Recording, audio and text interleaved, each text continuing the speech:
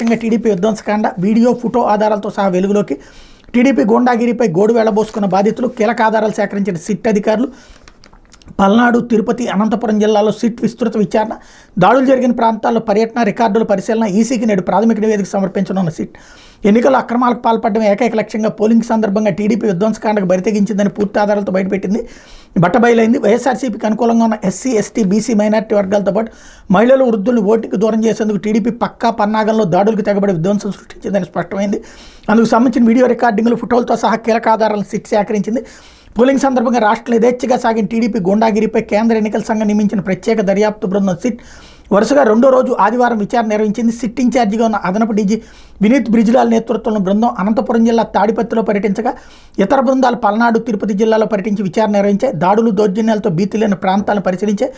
పోలీసులు నమోదు చేసినటువంటి కేసుల వివరాలను పరిశీలించడంతో పాటు బాధితుల అభిప్రాయాలు తెలుసుకున్నాయి. ఎన్నికల్లో అక్రమాలకు పాల్పడేందుకు టీడీపీ ఎంత పక్కాగా పన్నాగాన్ని అమలు చేసిందన్న దానిపై సిట్ అధికారులు అంచనాకు వచ్చినట్టు సమాచారం. దాడులను అరికట్టడంలో పోలీసుల వైఫల్యంపై కూడా సిట్ అధికారులు నిర్ధారణకు వచ్చినట్టు తెలిసిందన్నటువంటి వార్తని హైలైట్ చేశారు. మరికొద్దిసేపట్లో దీనికి సంబంధించిన నివేదిక అందుతుంది. ఇది సాక్షి చెప్పింది నిజమా, ఈనాడు చెప్పింది నిజమా అన్నటువంటిది కాసేపట్లో తేలుతుంది. ఇకపోతే అండమాన్కి నైరుతి అంటే